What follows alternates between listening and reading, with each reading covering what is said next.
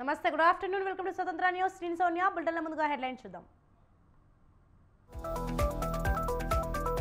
వైసీపీలో చేరిన ముద్రగడ పద్మనాభం కండువా కప్పి పార్టీలోకి ఆహ్వానించిన జగన్.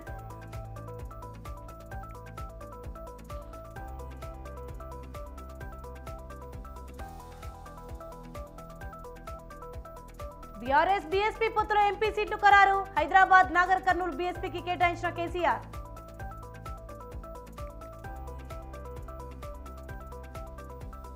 ఏపీపీఎస్సీ అక్రమాలపై Chandrababu power point presentation. YCP నేతల బరి తెగింపునకు గ్రూప్ 1 పరీక్ష ఉదాహరణ అని ఫైర్.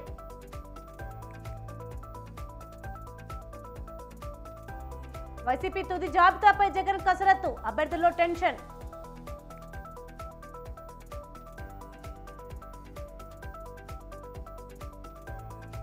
పదిహేడు కంప్యూటర్ల ద్వారా ప్రణీత్ రావు ఫోన్ ట్యాపింగ్. రిమాండ్ రిపోర్టులో బయటకు వస్తున్న సంచలన విషయాలు.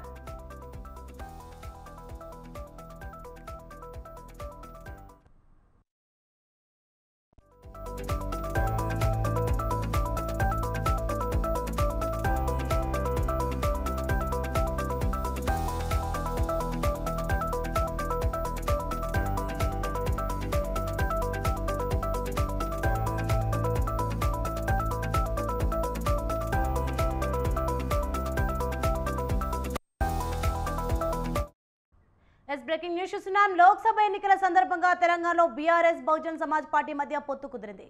పొత్తుపై కొన్ని రోజులుగా వార్తలు వినిపిస్తుండగా ఇరు పార్టీల మధ్య పొత్తు ఖరారైనట్లు బీఎస్పీ రాష్ట్ర అధ్యక్షుడు ఆర్ఎస్ ప్రవీణ్ కుమార్ ప్రకటించారు. పొత్తు సీట్ల పంపకానికి సంబంధించి ఇటీవల బీఎస్పీ జాతీయ ప్రతినిధులు హైదరాబాద్లో కేసీఆర్తో చర్చలు కూడా జరిపారు.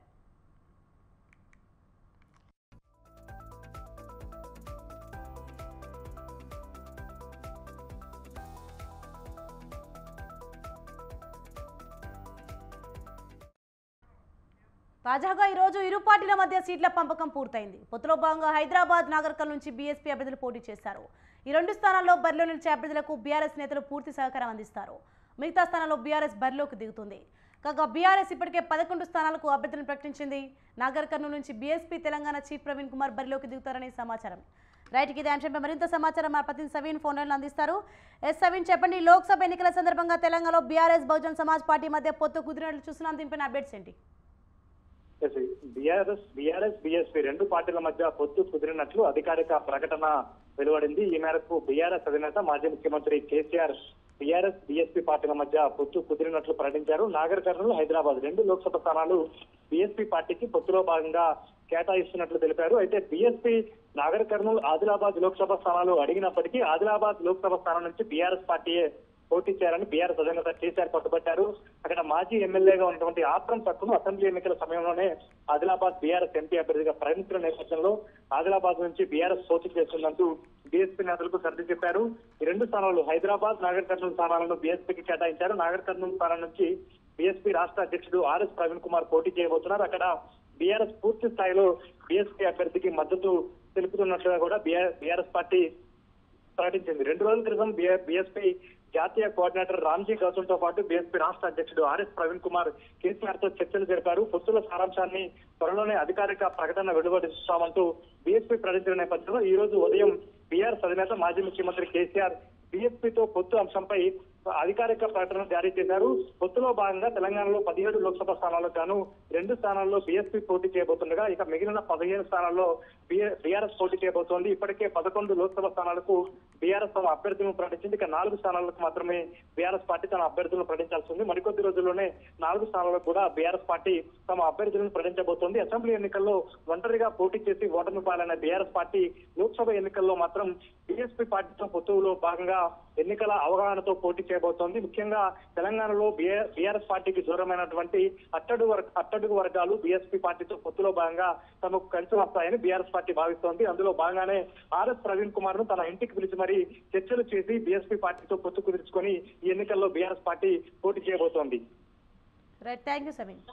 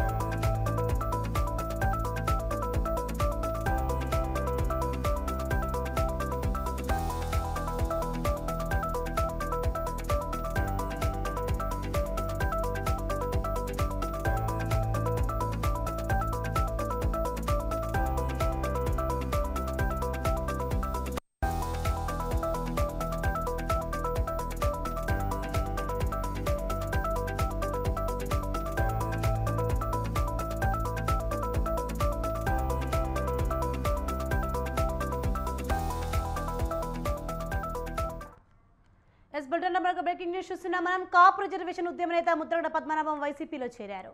తన కుమారుడు గిరితో కలిసి తాడేపల్లిలోని సీఎం క్యాంప్ కార్యాలయంలో జగన్ సమక్షంలో వైసీపీ కండువా కప్పుకున్నారు.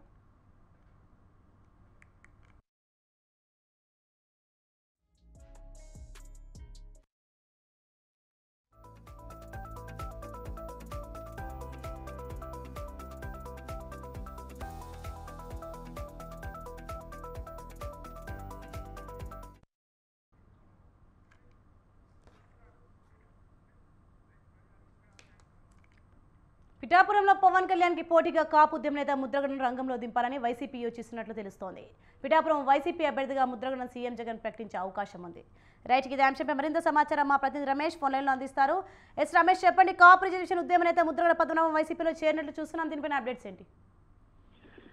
సోని, కాపు ఉద్యమ నేత ముద్రగడ పద్మనాభం కొద్దిసేపటి క్రితమే క్యాంపు కార్యాలయంలో సీఎం జగన్మోహన్ రెడ్డి ఆధ్వర్యంలో వైఎస్ఆర్ కాంగ్రెస్ పార్టీలో చేరారు. గతంలో ముద్రగడ పద్మనాభం కాపులకు రిజర్వేషన్లు ఇవ్వాలంటూ పెద్ద ఎత్తున ఉద్యమం చేయడం జరిగింది. ఆ ఉద్యమం చేసినటువంటి సమయంలో వైఎస్ఆర్ కాంగ్రెస్ పార్టీ కూడా ముద్రగడ ఉద్యమానికి మద్దతు ప్రకటించింది. అయితే ముద్రగడ గత కొద్ది కాలంగా కాపులకు రిజర్వేషన్ల కోసమే పోరాటం చేసినటువంటి నేపథ్యంలో రాజకీయంగా ఆయన ఇంతవరకు ఏ పార్టీలో కూడా చేరలేదు. తాజాగా ఆయన వైఎస్ఆర్ కాంగ్రెస్ పార్టీలో చేరాలని నిర్ణయం తీసుకోవడం జరిగింది. అందులో భాగంగా ఆయన్ను వైఎస్ఆర్ కాంగ్రెస్ పార్టీ నేతలు కూడా పార్టీలోకి ఆహ్వానించారు. దీంతో జగన్ సమక్షంలో వైసీపీ కండువా కప్పుకున్నారు. ఆయనతో పాటు ఆయన తనయుడు కూడా వైఎస్ఆర్ కాంగ్రెస్ పార్టీలో చేరటం జరిగింది. గతంలో ముద్రగడ జనసేన పార్టీలో చేరతారంటూ ప్రచారం జరిగినప్పటికీ జనసేన అధినేత పవన్ కళ్యాణ్ ఆయన్ని పార్టీలోకి ఆహ్వానించలేదు. దీంతో ముద్రగడ జనసేనలో చేరడానికి బ్రేక్ పడింది. ఇక వైసీపీలో ముద్రగడ చేరినటువంటి నేపథ్యంలో ఆయన వచ్చే ఎన్నికల్లో ఎక్కడి నుంచి పోటీ చేస్తారనే అంశానికి సంబంధించి కూడా చర్చ జరుగుతుంది. ప్రధానంగా పవన్ కళ్యాణ్ పిఠాపురం నియోజకవర్గం నుంచి పోటీ చేస్తున్నటువంటి నేపథ్యంలో ముద్రగడ పద్మనాభం కూడా వచ్చే ఎన్నికల్లో వైఎస్ఆర్ కాంగ్రెస్ పార్టీ తరఫున పిఠాపురం నుంచి పోటీ చేసే అవకాశం ఉందనే ప్రచారం కూడా జరుగుతూ ఉంది. ఇప్పటికే కాకినాడ ఎంపీ వంగగీతను పిఠాపురం వైఎస్ఆర్ కాంగ్రెస్ పార్టీ ఇన్ఛార్జిగా నియమించారు. అయితే ముద్రగడ జాయిన్ అయినటువంటి నేపథ్యంలో పవన్ కళ్యాణ్ పైన ముద్రగడను పోటీ చేయించే ఆలోచనలో సీఎం జగన్మోహన్ రెడ్డి ఉన్నట్టు తెలుస్తుంది. దీనికి సంబంధించి ఇంకా అధికారికంగా ప్రకటన రావాల్సి ఉంది. ఇక ముద్రగడ వైఎస్ఆర్ కాంగ్రెస్ పార్టీలో చేరినటువంటి నేపథ్యంలో ప్రధానంగా గోదావరి జిల్లాలోని కాపు సామాజిక వర్గం వైఎస్ఆర్ కాంగ్రెస్ పార్టీకి దగ్గరయ్యే అవకాశం ఉంటుందని వైసీపీ నేతలు భావిస్తూ ఉన్నారు. గోదావరి జిల్లాలో కాపు సామాజిక వర్గాన్ని వైఎస్ఆర్ కాంగ్రెస్ పార్టీ దగ్గరికి తీసుకొచ్చే బాధ్యతలు కూడా ముద్రగడ పైనే సీఎం జగన్మోహన్ రెడ్డి పెట్టే అవకాశం ఉన్నట్టు కూడా తెలుస్తూ ఉంది. Soni, right, thank you Ramesh.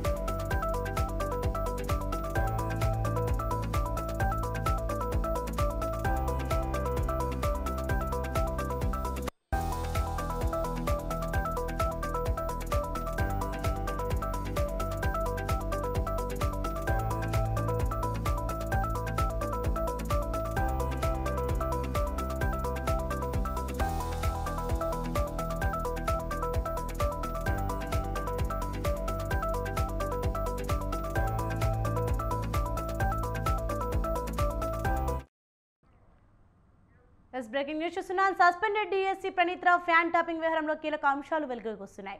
BRS కు సంబంధించిన మాజీ మంత్రుల కుటుంబ సభ్యుల ఫోన్ ట్యాప్ చేసినట్టు గుర్తించారు. తమ పార్టీ నేతలు కాంగ్రెస్ పార్టీ నేతలతో టచ్లో ఉంటారన్న అనుమానంతో బీఆర్ఎస్ ముఖ్య నేత ఫోన్ ట్యాపింగ్ కు ఆదేశించినట్టుగా తెలుస్తోంది. ఫోన్ ట్యాపింగ్ అంశాలను ఎప్పటికప్పుడు ఆ ముఖ్య నేతకు చేర్చాడు ప్రణీత్ రావు. తమ కుటుంబ సభ్యుల ఫోన్ ట్యాపింగ్ వ్యవహారం తెలుసుకుని ఆశ్చర్యానికి గురయ్యారు బీఆర్ఎస్ మాజీ మంత్రులు.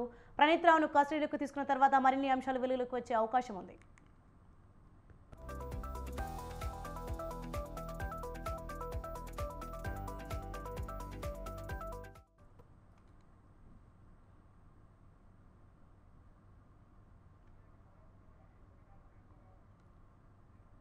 ఇదే అంశంపై మరింత సమాచారం మా ప్రతినిధి పవన్ ఫోన్లో అందిస్తారు.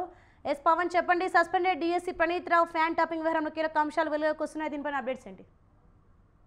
ప్రణీత్ రావు రిమాండ్ రిపోర్ట్ లో చాలా కీలకమైన అంశాలు కూడా వెలుగులోకి వచ్చాయి. ముఖ్యంగా చూస్తే ఇందులో ఆ యొక్క ప్రణీత్ రావు సంబంధించిన విషయంలో ఎస్ఐపిలో ఉన్నప్పుడు కూడా చాలా మంది ఫోన్ సంబంధించిన ట్యాంపింగ్ చేసినట్లుగా ఇందులో రిమాండ్ రిపోర్ట్ లో కూడా పేర్కొన్నారు. అయితే ఎస్ఐపి అడిషనల్ ఎస్పీ రమేష్ ఇచ్చిన ఫిర్యాదు మేరకు కేసు కూడా నమోదు చేశారు. అయితే దాదాపు ఈ కేసుకు సంబంధించి ముఖ్యంగా బంజారాహిల్స్, జూబ్లీహిల్స్, ఫిలింనగర్, పంజాగుట్ట ఇన్స్పెక్టర్ తో పాటు ఇద్దరు పంజాగుట్ట ఎస్ఐలు కూడా ఈ కేసుకు సంబంధించి పూర్తిగా దర్యాప్తు చేస్తున్నారు. అయితే కేసుకు సంబంధించి ఐఓ జూబ్లీహిల్స్ ఏసీపీ వెంకటగిరి గారికి సంబంధించి కూడా పూర్తిగా ఇన్వెస్టిగేషన్ కూడా చేస్తున్నారు.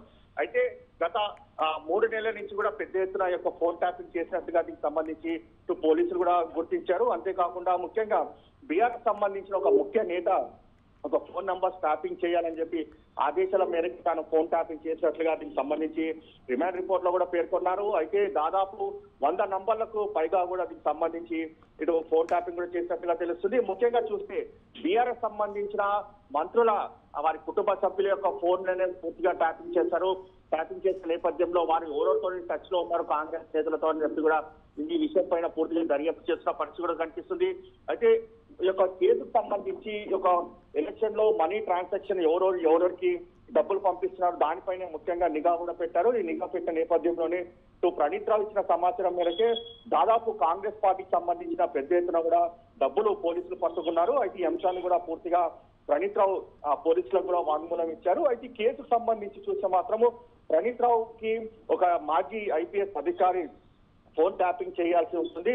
ఫోన్ ట్యాపింగ్ చేసిన దాని తర్వాత ఆ యొక్క సమాచారాన్ని తనకి ఇవ్వాలని చెప్పి కూడా పూర్తిగా ఆదేశాలు ఇవ్వడంతోనే తను యొక్క ఫోన్ ట్యాపింగ్ చేశాను. ఒక ఉన్నతాధికారులు కూడా ఈ యొక్క రికార్డ్స్ పంపించాను. అయితే ఆ ఉన్నతాధికారులు దీనికి సంబంధించి పూర్తిగా రికార్డ్స్ అన్ని కూడా ధ్వంసం చేయాలని చెప్పి ఆదేశాలు జారీ చేయడంతోనే పూర్తిగా లాంగర్ రూమ్ లో సీసీ కెమెరాలు ఆఫ్ చేసి ఆ యొక్క 17 సిస్టమ్ సంబంధించిన హార్డ్ డిస్క్లతో పాటు మిగతా యొక్క ఏదైతే ఎవిడెన్స్ ఉన్నాయో వాటన్నిటిని కూడా ధ్వంసం చేసినట్టుగా దీనికి సంబంధించి పోలీసులకు ఒప్పుకున్నట్టుగా తెలుస్తుంది. మొత్తానికి చూస్తే ఈ కేసుకు సంబంధించి అంటే వారం రోజుల పాటు కస్టడీ కావాలని చెప్పి కూడా ఇప్పటికే పోలీసులు కూడా నాంపల్లి కోర్టులో పిటిషన్ కూడా దాఖలు చేశారు. అయితే ఈ యొక్క పిటిషన్ పైన ఈ రోజు వాదనలు కూడా కొనసాగనున్నాయి. అయితే వాదనలు కొనసాగిన నేపథ్యంలో తర్వాత దీనికి సంబంధించి కోర్టు అంటే కస్టడీకి ఎన్ని రోజులు ఇస్తున్నా మాత్రం వేచి చూడాల్సిన పరిస్థితి కూడా కనిపిస్తుంది. Thank you Pawan.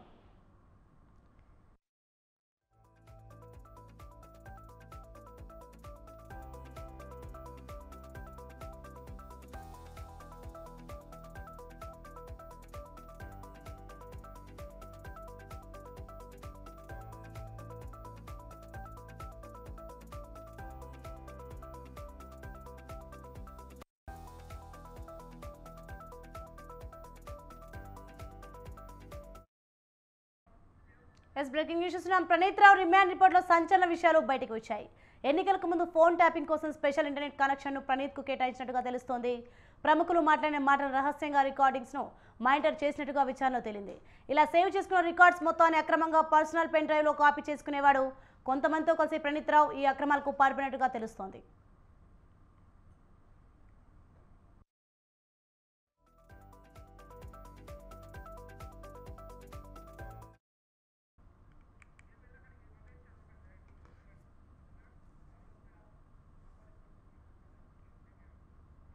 ఇదే అంశంపై మరింత సమాచారం మా ప్రతినిధి ఉషా నాంపల్లి కోర్టు నుండి లైవ్ ద్వారా అందిస్తారు.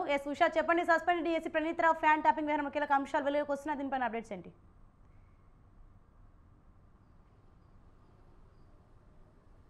సోనియా, ఎస్ఐబి మాజీ డీఎస్పీ ప్రణీత్ రావు చుట్టూ చూపిస్తోంది. రిమాండ్ రిపోర్ట్లో కీలక అంశాలు, సంచలనమైన అంశాలు వెలుగులోకి వస్తున్నాయి. ప్రస్తుతం చూసుకున్నట్టయితే ఏదైతే 14 రోజుల రిమాండ్లో ఉన్నటువంటి చెంచల్గూడ జైల్లో ఉన్నటువంటి ప్రణీత్ రావును కస్టడీకి ఇవ్వాల్సిందిగా, వారం రోజులు కస్టడీకి ఇవ్వాల్సిందిగా పంజాగుట్ట పోలీసులు ఇప్పటికే నాంపల్లి కోర్టులో అయితే పిటిషన్ దాఖలు చేశారు. మొత్తానికి చూసుకున్నట్లయితే ఏదైతే ఎన్నికలకు ముందు దాదాపు 2 గదులను ప్రత్యేకంగా ఎస్ఐబి ఆఫీస్లో ఉన్నటువంటి 2 గదులను ప్రత్యేకంగా ఏర్పాటు చేసుకొని స్పెషల్ ఇంటర్నెట్ ఇంటర్నెట్ కనెక్షన్ని ఆ 2 గదులకు ఏర్పాటు చేసుకున్నాడు. మొత్తం కూడా డేటా మొత్తం ఏదైతే అధికార పార్టీ బీఆర్ఎస్ నాయకులతో పాటు అలాగే ప్రతిపక్ష నేతలు ఎవరైతే ఉన్నారో వారందరి ఫోన్లు కూడా ట్యాంపింగ్ చేసినట్టుగా కూడా రుజువైంది. దీనికి సంబంధించి మనం చాటింగ్ వ్యవహారాన్ని కూడా చూసుకోవచ్చు. రేవంత్ రెడ్డికి సంబంధించినటువంటి అనునాయులు ఎవరెవరైతే ఉన్నారో వారితో పాటు అలాగే బంధువులు, అలాగే కొండలరెడ్డి తన తమ్ముళ్ళు, బంధువులు, అలాగే తన డ్రైవర్తో సహా ప్రతి ఒక్కరి చాటింగ్ని కూడా అతను మొత్తం కూడా చోరీ చేశారన్న ఆరోపణలు క్లియర్గా అసలు మనము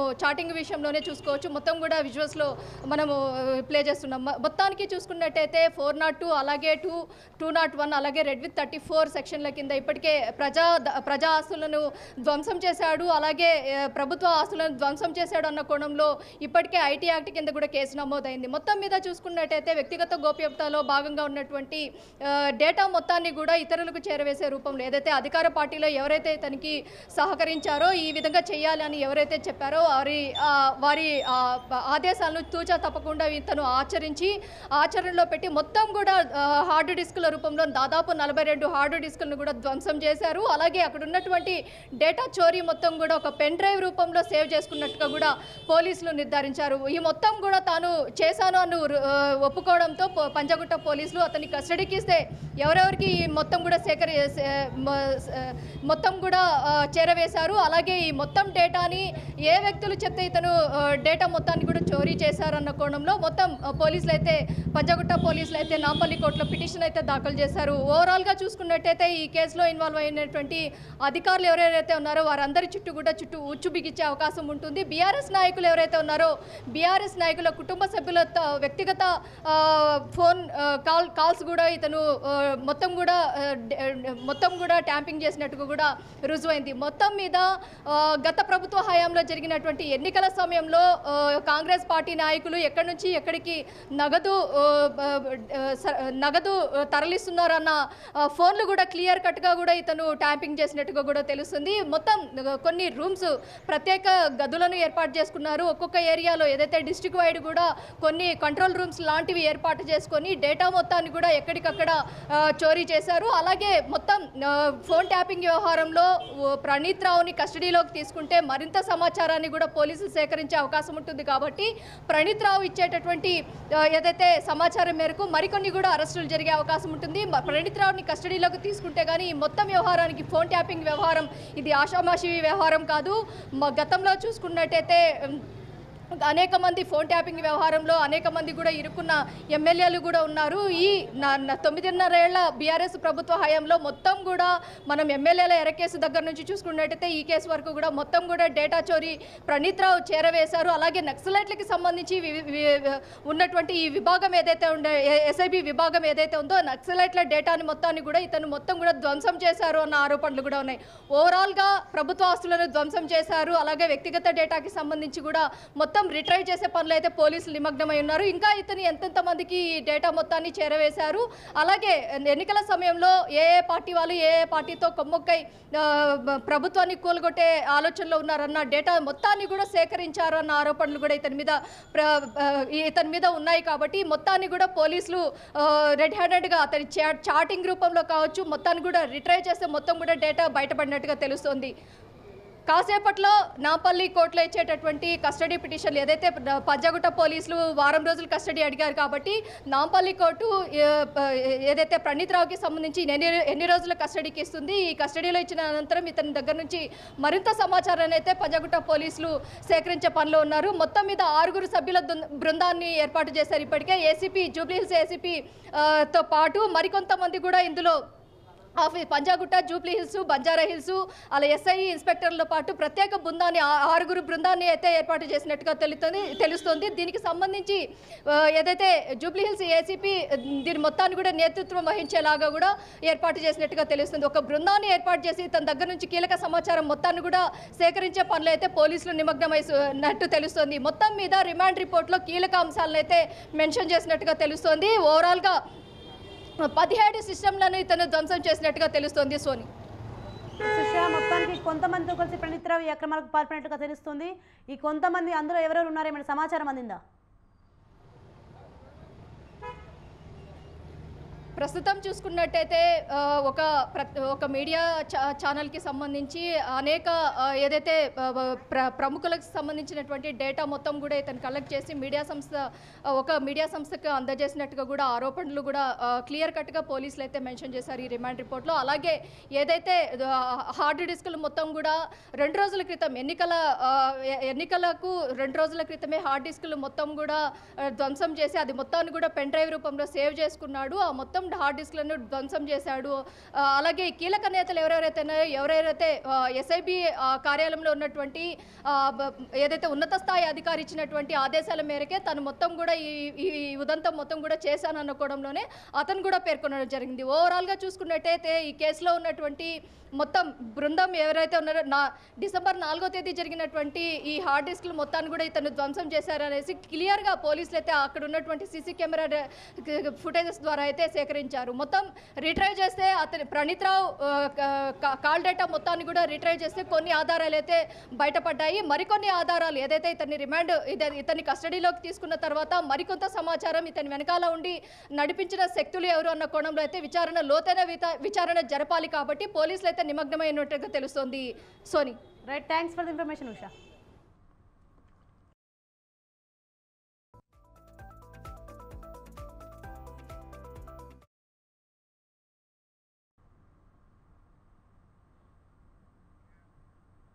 ప్రజా సంక్షేమం కంటే బీఆర్ఎస్ ఎమ్మెల్యేలపై ఒత్తిడి తెచ్చే లక్ష్యంగా కాంగ్రెస్ పనిచేస్తుందని మాజీ మంత్రి హరీష్ రావు అన్నారు. కాంగ్రెస్లోకి బీఆర్ఎస్ నేతలు చేర్చుకునే ప్రయత్నం చేస్తున్నారని మండిపడ్డారు. అర్ధరాత్రి ఎమ్మెల్యే సోదరుడు మసూద్ రెడ్డిని అరెస్ట్ చేయడం దారుణమన్నారు. 10 ఏళ్లలో బీఆర్ఎస్ పార్టీ ఎప్పుడూ అధికార దుర్వినియోగానికి పాల్పడలేదన్నారు. టార్గెట్ చేసి బీఆర్ఎస్ ఎమ్మెల్యేలను ఇబ్బందులు పెడుతున్నారని మండిపడ్డారు.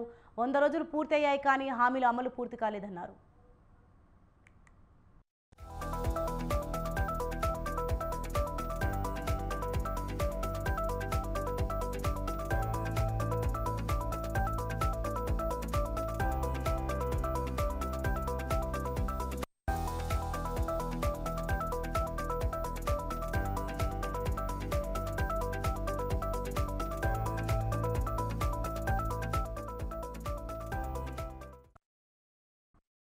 ఆదేశం మేరకు మేము చేస్తున్నాము. ఇది ఏంటి ఉద్దేశం? ఇది ప్రతిపక్షాలను లొంగ తీసుకోవడం, ప్రతిపక్షాల మీద బురద జల్లడం, ప్రతిపక్షాలను పార్టీలో చేర్చుకోవడం కోసం ఒక పథకం ప్రకారంగా వాళ్ళు ఈ ప్రయత్నం చేస్తూ ఉన్నారు.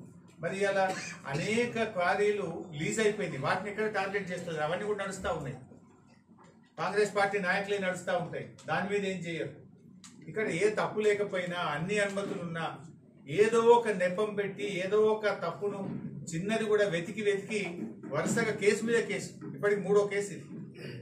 3 ఎఫ్ఐఆర్లు నమోదు చేసింది. ఇప్పటికి మీరు ఇచ్చిన హామీలు 100 రోజులైంది. ఇవాళకి హామీలు ఎక్కడ అమలు కాలేదు. మరి ఇంకొక వైపు ఏమో మీరు ఎంతసేపు ప్రతిపక్షాలను వేధించడము, ప్రతిపక్షాలను ఇబ్బంది పెట్టడము ఎంతకాలం చేస్తారు? మాకు ఎందుకంటే మేము తప్పు చేయలేదు కనుక, న్యాయ వ్యవస్థ మీద మాకు విశ్వాసం ఉంది కనుక తప్పకుండా న్యాయ పోరాటం చేస్తాం. మేము న్యాయస్థానం ద్వారా తగిన రిలీఫ్ను కూడా పొందుతాం. టార్గెటెడ్గా మంత్రి గారి ఆదేశం మేరకు మేము చేస్తున్నాము.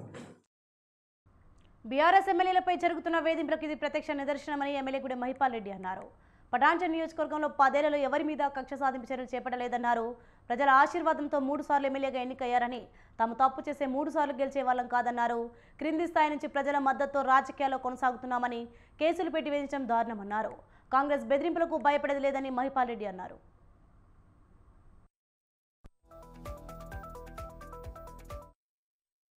2027 వరకు ఆ కోరి మనకు పర్మిషన్ ఉన్నది.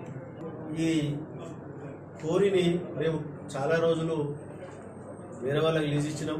గత 4 సంవత్సరాల సంధి మేము సొంతంగా పెట్టుకుని నడపడం జరుగుతూ ఉన్నది. మా బాబు మా తమ్ముడు చూస్తూ ఉంటారు. దాన్ని ఈరోజు కాంగ్రెస్ ప్రభుత్వం వచ్చిన తర్వాత 3 నెలలు కాలేదు, ఇంకా 3 నెలలు నిండక ముందే ప్రతి ఒక్కరి మీద హరాస్మెంట్ చేయడము, రాత్రి 3 గంటలకు ఒక మర్డరిస్టు, ఒక దొంగను అరెస్ట్ చేయడానికి 100 మంది పోలీసులు, సిఐలు వచ్చి ఇంటి మీద అటాక్ చేయడం జరిగింది శాంతినగర్. ఇదంతా టీఆర్ఎస్ ఎమ్మెల్యేల మీద జరుగుతున్న హరాస్మెంటు. ఎక్కడ వీక్ పాయింట్ ఉంది, ఎక్కడ వీళ్ళని క్రష్ చేసి పార్టీలోకి తీసుకోవాలి, ఒక సిస్టమ్ అనేది పెట్టుకొని ఈ అరాచకాలు మొదలు పెడతా ఉన్నారు.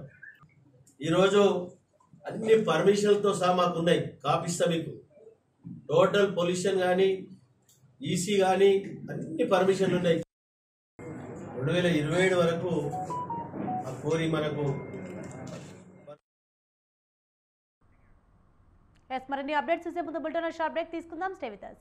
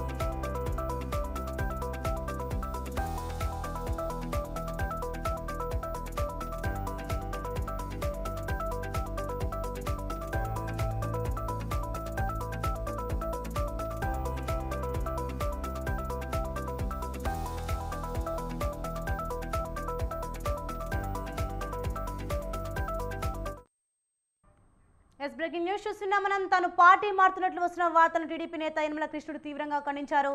టీడీపీలోనే ఉంటానని కాకినాడ జిల్లా తుని నియోజకవర్గంలో తెలిపారు. 40 సంవత్సరాలుగా టీడీపీలోనే ఉన్నానని ఇక మీదట కూడా పార్టీలోనే ఉంటానన్నారు. 1983లోనే మా ఊర్లో టీడీపీ జెండా కట్టిన మొదటి వ్యక్తిని తాను అని అన్నారు.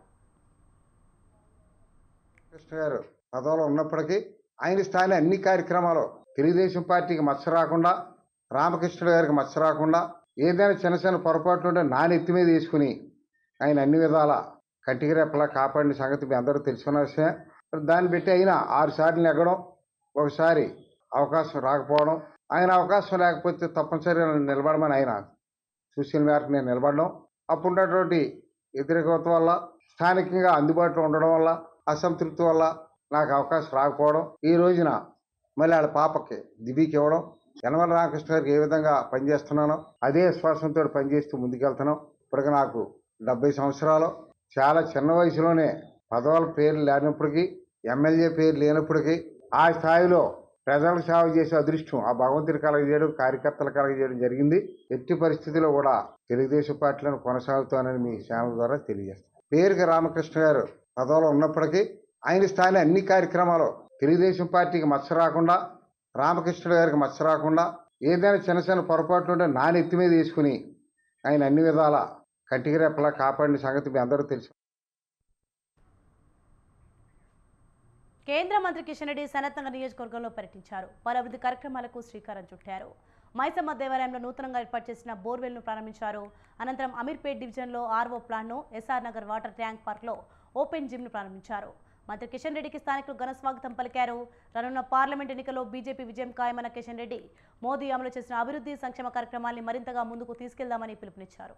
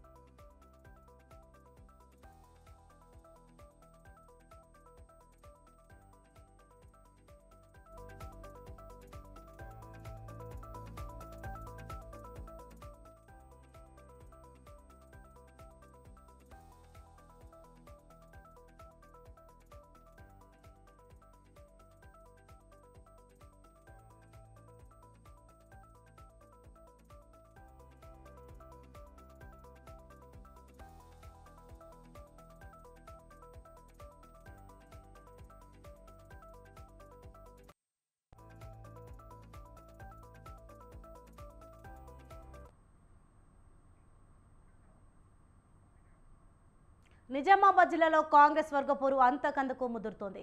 అంతా బడా నేతలే, ఎవరికెవరు తగ్గేది లేదంటున్న నాయకులే. కరవమంటే కప్పకు కోపం, విడవమంటే పాముకు కోపం అన్న చందంగా తయారైంది ఇందూరు కాంగ్రెస్ క్యాడర్ పరిస్థితి. ఇంతకీ ఆ బడా నేతలెవరు? పెత్తనం కోసం పెనుగులాడుతున్న లీడర్ ఎవరు? తగ్గేది లేదంటున్న నాయకులెవరు? వాసి స్టోరీ.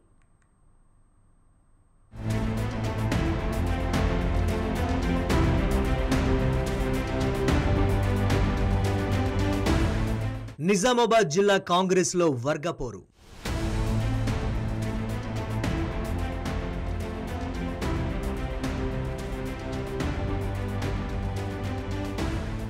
అధిష్టానానికి తలనొప్పిగా మారిన నేతల తీరు.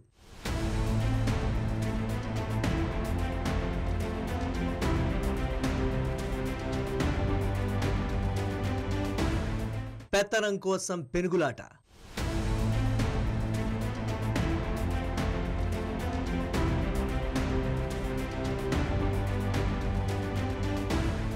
నిజామాబాద్ జిల్లా ఒకప్పుడు కాంగ్రెస్ పార్టీకి కంచుకోట. హేమాహేమీలంతా ఇక్కడి నుంచి ప్రాతినిధ్యం వహించారు. మాజీ మంత్రులు సుదర్శన్ రెడ్డి, షబీర్ అలీతో పాటు Congress party working president Mahesh Kumar Goud ఉమ్మడి నిజామాబాద్ జిల్లాకు చెందినవారే. అసెంబ్లీ ఎన్నికల్లో విజయకేతనం ఎగురవేసిన భూపతి రెడ్డి కూడా పార్టీకి సీనియర్ నాయకులే. గత 10 ఏళ్లుగా పార్టీ కోసం కష్టపడ్డారు. అయితే దశాబ్ద కాలం పాటు చతికిలబడ్డ కాంగ్రెస్ కు మళ్లీ పూర్వ వైభవం సంతరించుకున్న వేళ పక్క పార్టీల నుంచి వలసలు పెరుగుతున్నాయి. ఇలాంటి తరుణంలో సీనియర్ నేతలంతా పెత్తనం కోసం పావులు కదుపుతున్నారు. తన మార్కును చూపించుకునే ప్రయత్నం చేస్తూ ఉండడంతో నేతల మధ్య గ్యాప్ పెరిగి ఆ ప్రభావం పార్టీపై పడుతుందన్న టాక్ రాజకీయ వర్గాల్లో చర్చకు దారితీసింది.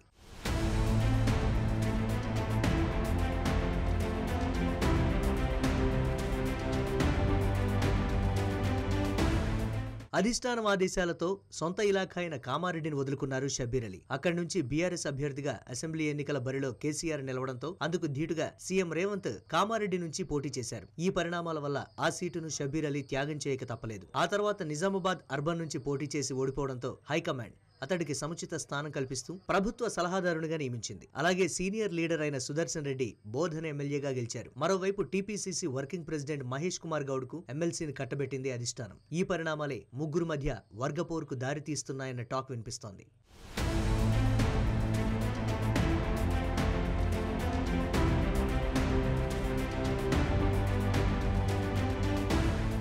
ముగ్గురు పార్టీకి మొనగాళ్లలా ఫీల్ అవడంతో క్యాడర్ ఎవరికి ఎక్కువ ప్రాధాన్యం ఇవ్వాలో తెలియక అయోమయంతో వెనుక ముందవుతోందట. అధికార కార్యక్రమాల సమయంలో ప్రోటోకాల్ ను పాటించాలో, సీనియారిటీని గుర్తించాలో తెలియక తలలు పట్టుకుంటున్నారట. బోధని ఎమ్మెల్యేగా గెలిచిన సుదర్శన్ రెడ్డికి కేబినెట్ లో అవకాశం కల్పిస్తున్నట్లు ప్రచారం సాగుతున్న నేపథ్యంలో ఆయన పెత్తనం చెలాయించే దిశగా అడుగులు వేస్తున్నారట.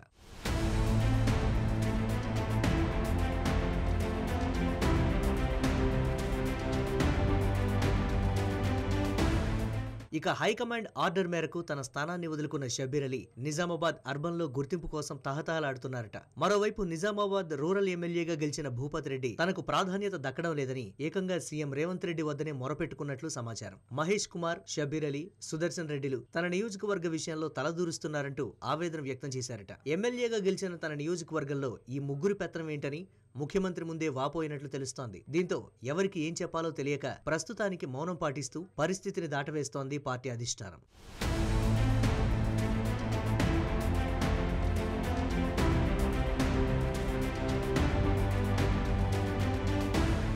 ఇలాంటి పరిణామాల మధ్య వర్గపోరు మరింత పెరిగి 3 ముక్కలవుతుందా, లేదంటే హైకమాండ్ అలర్ట్ అయ్యి పరిస్థితిని చక్కదిద్దే ప్రయత్నం చేస్తుందా? అదే జరిగితే ఎవరి ముందు ఎవరు తగ్గుతారు, పార్టీ బాధ్యతను ఎవరి భుజాన వేసుకుంటారో చూడాలి మరి.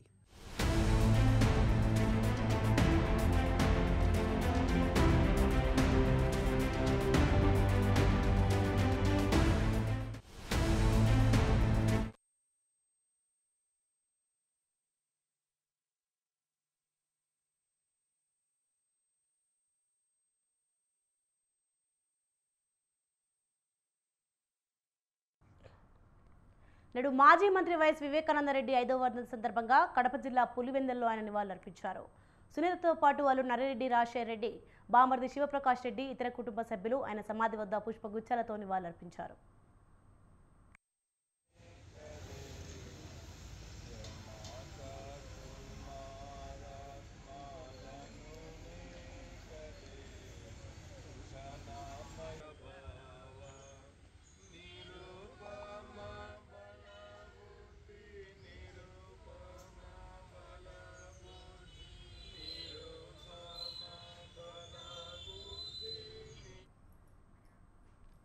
కాకర్ల సురేష్ తీరుపై నెల్లూరు జిల్లా ఉదయగిరి నియోజకవర్గ ప్రజలు మండిపడుతున్నారు.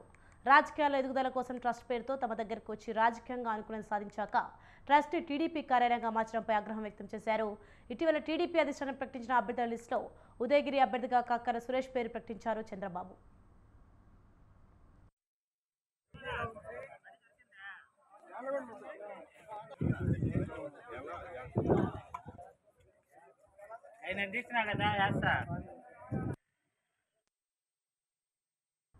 మహారాష్ట్ర ఛత్తీస్గఢ్ సరిహద్దు పోలీసు ఉన్నతాధికారులతో తెలంగాణ రామగుండం పోలీస్ కమిషనర్ సమన్వయ సమావేశం నిర్వహించారు. గోదావరి ప్రాణహిత తీర పరివాహక ప్రాంతాల్లో మావోయిస్టు కదలికలపై నిఘా విషయమై చర్చించినట్లు కమిషనర్ శ్రీనివాస్ తెలిపారు. పార్లమెంట్ ఎన్నికలను ప్రశాంతంగా నిర్వహించేందుకు అన్ని ఏర్పాట్లు చేశామన్నారు.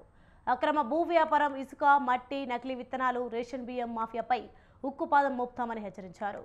అనంతరం మంచిర్యాల జిల్లా మందమరి స్టేషన్ను ఆకస్మికంగా తనిఖీ చేసి పలు రికార్డులను పరిశీలించారు కమిషనర్.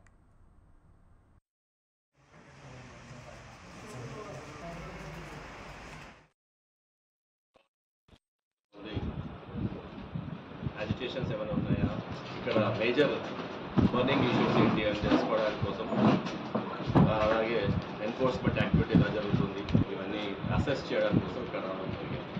అండ్ కమింగ్ ఎలక్షన్స్లో ఏమేమి స్టెప్స్ తీసుకోవాలి, దాంట్లో భాగంగానే రేపు 16కి election related entire training programme conduct చేస్తున్నాము మా హెడ్ క్వార్టర్లో కమిషనర్ ఆఫీస్లో. All police station SIs and inspectors will be joining. Freebies ఏమైనా ఉంటే దాన్ని కంట్రోల్ చేయడము, తర్వాత ఎలక్షన్ గైడ్ లైన్స్ అన్నీ తూచా తప్పకుండా పాటించడానికి కోసం మేము అవన్నీ ప్రిపేర్నెస్ కోసం పెట్టాము training. Law and order situation ఎట్లా ఉంది. మేడ్చల్ జిల్లా పీర్జాద్గూడ మున్సిపల్ కార్పొరేషన్ టౌన్ ప్లానింగ్ అధికారులు అత్యుత్సాహం ప్రదర్శించారు. చెరువులు, రోడ్డు, పార్క్ స్థలాలు కబ్జా చేసి శాశ్వత భవనాలు కడుతున్న వారిని పట్టించుకోకుండా ఓ మహిళ ఎండలకు తట్టుకోలేక తనకున్న రేకుల ఇంటి ముందు కవర్తో వేసుకున్న గుడిసెను టౌన్ ప్లానింగ్ అధికారులు కూల్చివేశారంటూ ఆమె ఆవేదన వ్యక్తం చేసింది.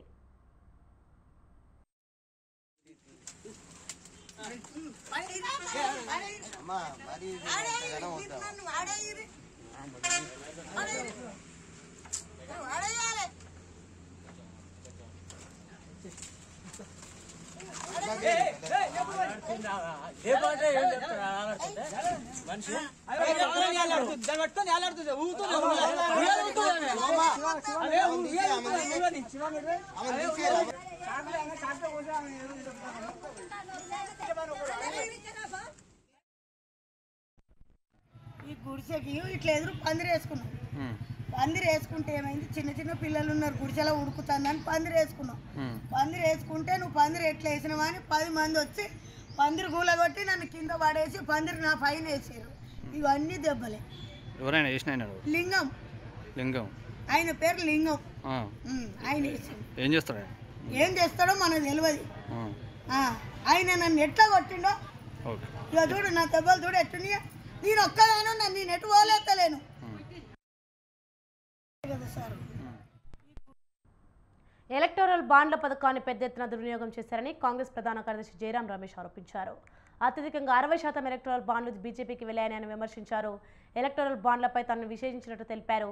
అలాగే ఎన్ఫోర్స్మెంట్ డైరెక్టరేట్, సిబిఐ, ఆదాయ పన్ను శాఖలను కూడా ఎలా దుర్వినియోగం చేశారో తన విశ్లేషణలో పేర్కొన్నట్లు తెలిపారు. इलेक्ट्रल बॉन्ड का दुरुपयोग किया गया है. 60% इलेक्ट्रल बॉन्ड सिर्फ बीजेपी को गए हैं. 60%, 60% बीजेपी को गया है.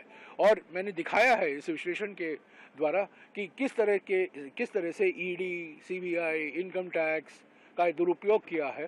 और जिन्होंने चंदा दिया है उनको कहाँ से कॉन्ट्रैक्ट मिले हैं. हाईवे के कॉन्ट्रैक्ट मिले हैं, टनल के धंधे मिले हैं, और कोई प्रोजेक्ट मिला है. तो ये सब मिली भगत है. किस तरीके से ये इलेक्ट्रल बॉन्ड का दुरुपयोग किया गया है.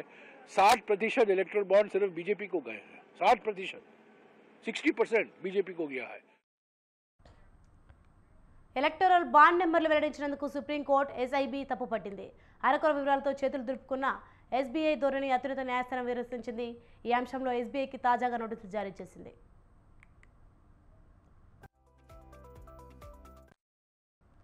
కొనుగోలు చేసిన బాండ్లు, రీడీమ్ చేసిన ఎలక్టోరల్ బాండ్లకు లింక్ చేసిన యూనిక్ నెంబర్లను ఎందుకు వెల్లడించలేదని సుప్రీంకోర్టు ఎస్బీఐని నిలదీసింది. బ్యాన్ నెంబర్లు అందుబాటులో లేకుండా ఏ కంపెనీ ఎంత విరాళం ఇచ్చిందో, ఏ వ్యక్తి ఏ పార్టీకి ఎంత విరాళం ఇస్తున్నారో క్రాస్ వెరిఫికేషన్ చేయడం ఎలా సాధ్యమని సుప్రీంకోర్టు న్యాయమూర్తులు ప్రశ్నించారు.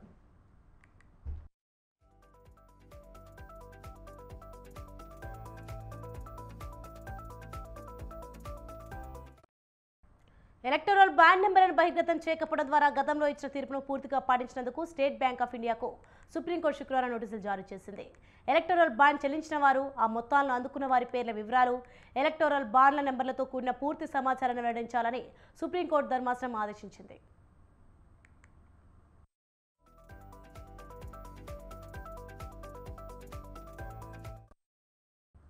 ఎన్నికల కమిషన్ వెబ్సైట్లో అప్లోడ్ చేసిన డేటాలో పూర్తి వివరాలు లేవని, ఈ సమాచారంతో బాండ్లను కొనుగోలు చేసిన కంపెనీలు వివిధ ప్రభుత్వాల మధ్య ఏదైనా క్విడ్ ప్రోకో లావాదేవీలు జరిగాయా లేదా అని అంచనా వేయడం కష్టతరం అవుతుందని సుప్రీంకోర్టు పేర్కొంది.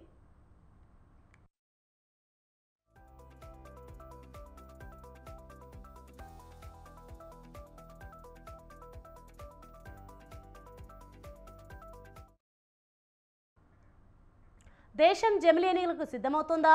ఒకే దేశం ఒకే ఎన్నికలకు సంబంధించిన మాజీ రాష్ట్రపతి రామ్నాథ్ కోవింద్ నాయకత్వంలోని హై లెవెల్ కమిటీ అది సాధ్యమే అంటోంది.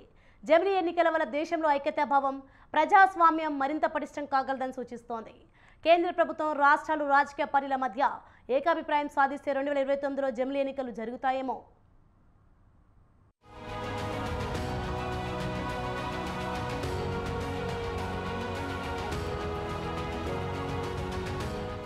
ఒకే దేశం ఒకే ఎన్నికల నిర్వహణ సాధ్యాసాధ్యాలను పరిశీలించిన మాజీ రాష్ట్రపతి రామ్నాథ్ కోవింద్ ఆధ్వర్యంలోని హైపవర్ కమిటీ రాష్ట్రపతి ద్రౌపది ముర్ముకు తన నివేదిక సమర్పించింది. ప్యానెల్ ముఖ్యంగా 8 సిఫారసులను సమర్పించింది.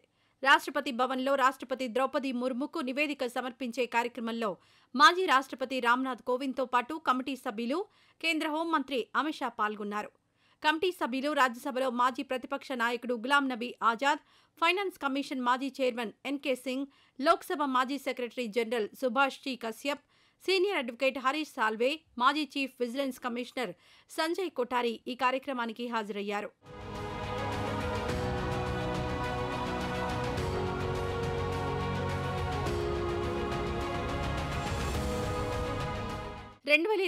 సెప్టెంబర్ 2న మాజీ రాష్ట్రపతి రామ్నాథ్ కోవింద్ ఆధ్వర్యంలో కమిటీని నియమించారు.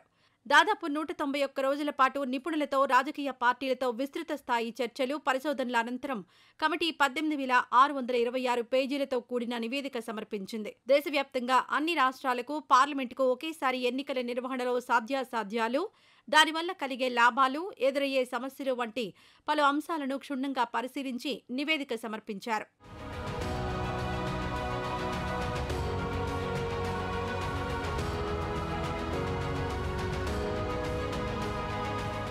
ఇటీవల BJP, Trinamool Congress, Samajwadi party, CPI, CPM, MIM, RPI, Apna Dal తదితర పార్టీల ప్రతినిధులతో ఉన్నత స్థాయి కమిటీ సమావేశమై చర్చించింది. ఆయా పార్టీల ప్రతినిధులు తమ సూచనలను లిఖితపూర్వకంగా కమిటీకి అందజేశారు. దేశంలో లోక్సభ, అన్ని రాష్ట్రాల అసెంబ్లీలు, స్థానిక సంస్థలకు దాదాపు ఒకేసారి ఎన్నికలు నిర్వహించడం సాధ్యమే అని కమిటీ పేర్కొంది. 8 కీలక సిఫారసులు చేసింది.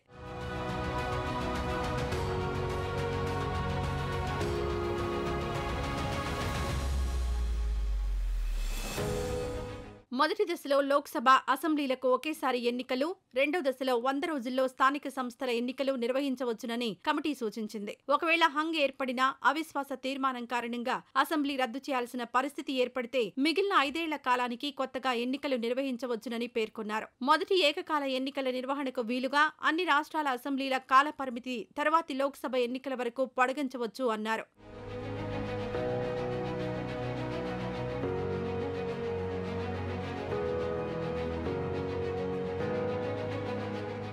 ఏకకాలంలో దేశవ్యాప్త ఎన్నికల నిర్వహణకు ముందస్తు ప్లానింగ్, అవసరమైన పరికరాలు, మానవ వనరుల సేకరణ, భద్రతా దళాల సంసిద్ధత వంటి జాగ్రత్తలు చేపట్టాలని కోవింద్ ప్యానెల్ సిఫారసు చేసింది. ఒకేసారి ఎన్నికల నిర్వహణ వల్ల ఓటర్లలో విశ్వసనీయత గణనీయంగా పెరుగుతుంది, పారదర్శకత హెచ్చుతుంది, సౌలభ్యం హెచ్చుతుంది, దేశవ్యాప్తంగా ఐక్యతా భావాలు పెంపొందుతాయని పేర్కొన్నారు.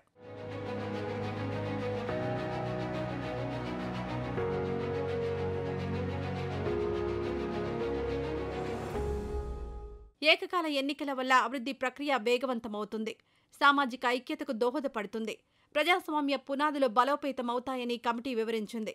ఇండియా దట్స్ ఈజ్ భారత్ అన్న ఆకాంక్షలను సాకారం చేయడానికి ఈ ఎన్నికలు దోహదపడతాయన్నారు. భారత ప్రజల ఆశలు, ఆకాంక్షలకు అనుగుణంగా పాలనా వ్యవస్థ నిర్మాణాన్ని మెరుగుపరిచేందుకు 3 అంచెల ప్రభుత్వ వ్యవస్థల ఎన్నికలు దోహదపడతాయని కమిటీ పేర్కొంది.